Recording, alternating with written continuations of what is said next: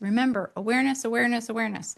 The more aware we become of all of these little things about ourselves, about our kids, like that's the key. That's how we get to what it is that we want is through awareness. So celebrate the awareness. Celebrate when you notice things like I'm being aware. Yes, awareness. We also need to remember this that there's layers to everything. And yeah, some of this stuff is connected to some sort of attachment disorder or whatever, you know?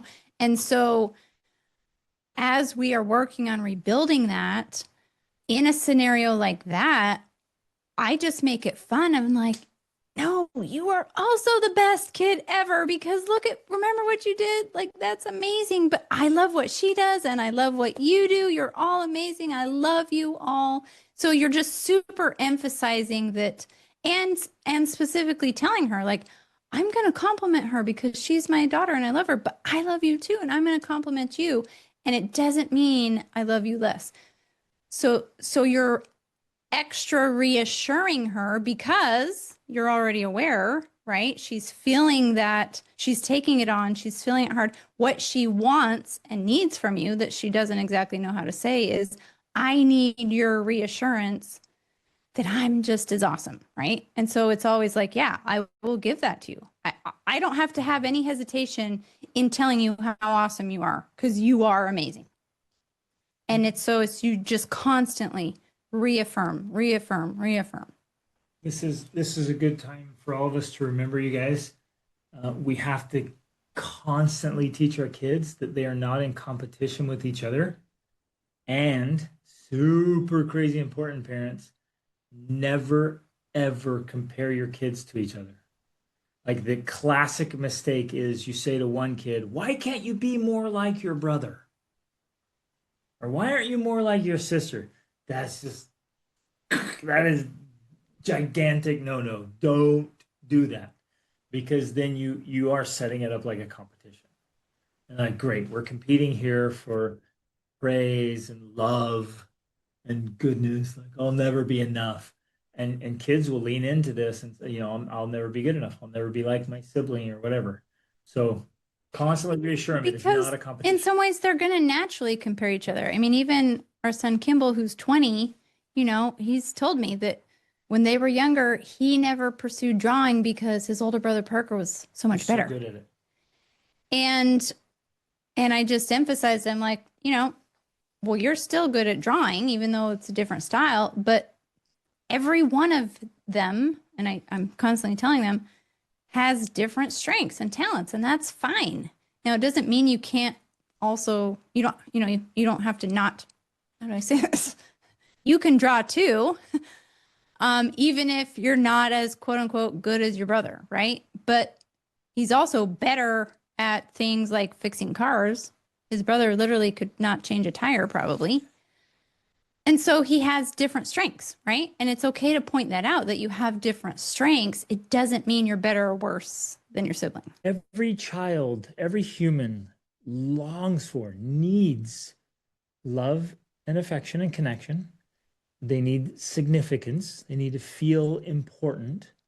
They live for praise from the people that matter to them.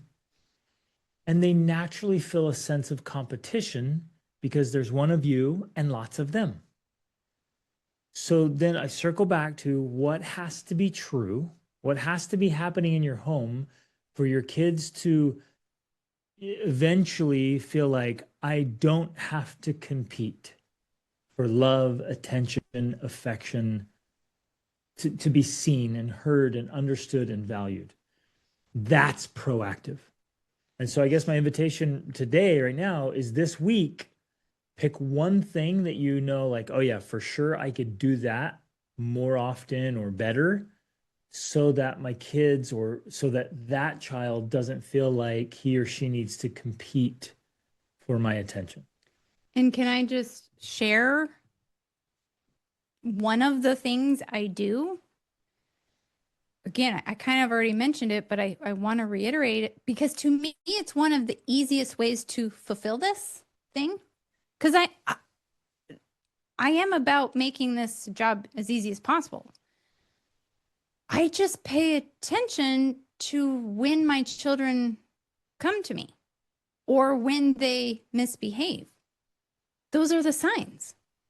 So if they come to me to show me something, to ask me something, to be annoying, whatever, it doesn't matter.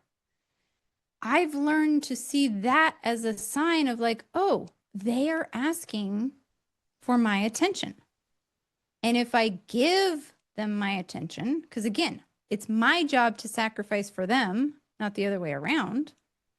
A lot of times, if I push them away, I'm essentially saying you have to sacrifice your needs of needing my attention because I'm too tired, I'm too exhausted, I'm too burnt out, I'm too whatever.